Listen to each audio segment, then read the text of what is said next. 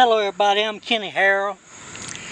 I've got a new twist to my bigmouth, baby bigmouth call, the Purpleheart.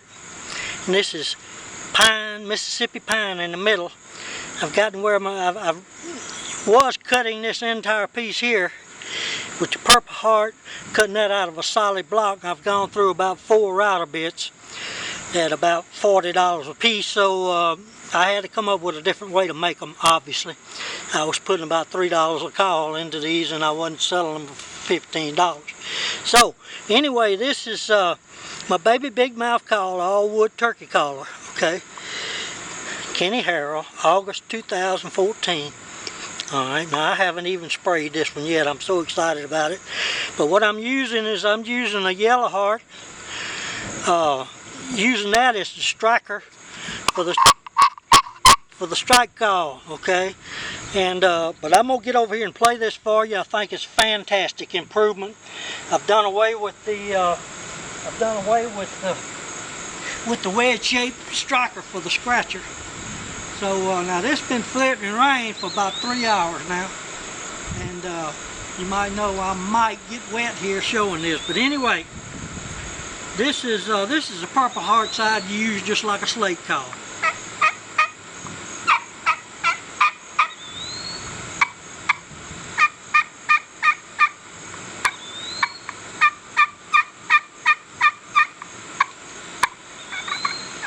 I didn't chalk it, that's one thing. Chalk this call every time you use it.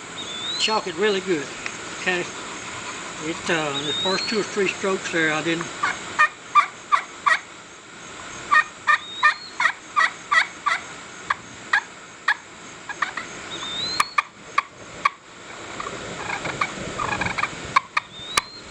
Now I like the regular. I have a call, I've called it for years, is you be calling a gobbler and he be gobbling. He won't come on in. And the first time it happened a long time ago, I had a hen come up that had heard me calling, and she started doing this.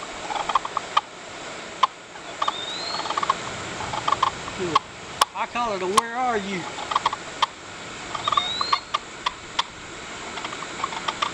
And I choked her down a little bit.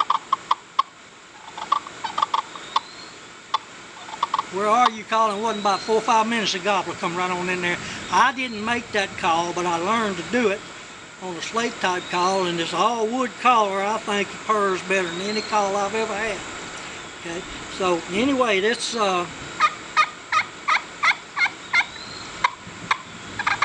change and move it in different positions and get different sounds. Okay, so.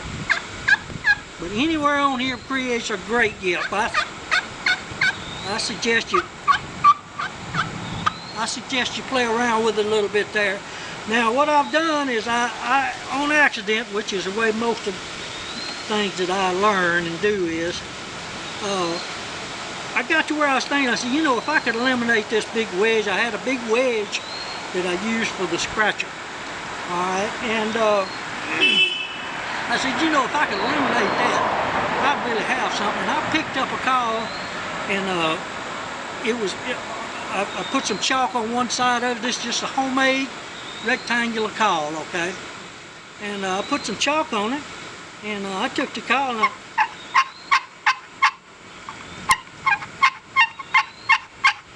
sounded great. Now, the one I was doing didn't sound great, but it sounded pretty good, okay? So I experimented with thicknesses and lengths here, and how long to do this. But this is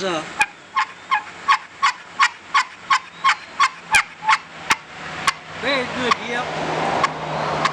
Now I think this does a great gobbler yelp. Slow the cadence down. He sounds terrible, but that's the way gobblers yelp.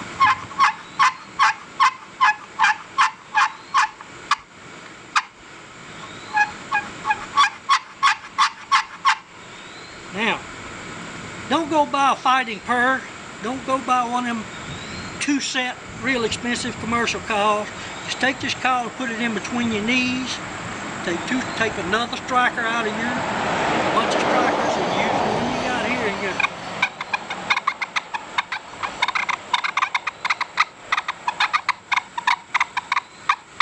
if he's in a fighting mood, put that down and cock your gun and he'll come running, okay? So it's kind of like rattling in for a buck. Sometimes it works, sometimes it don't, but when it does, it's very exciting, okay? Now, I don't know what else. Okay, also, when you get through with this, I have a hole drilled in the end of this. I have trouble keeping up with strikers, okay? And what I've done is I've designed this where you just put your striker inside the call, okay? Fantastic call, fantastic call. I'm getting $19 for these, and if you can find a better 2-call set made together to make two different kinds of calls for the money that I'm selling them for, I suggest, and sound is anywhere close to being as good as what mine sounds like, you need to go and buy it, okay?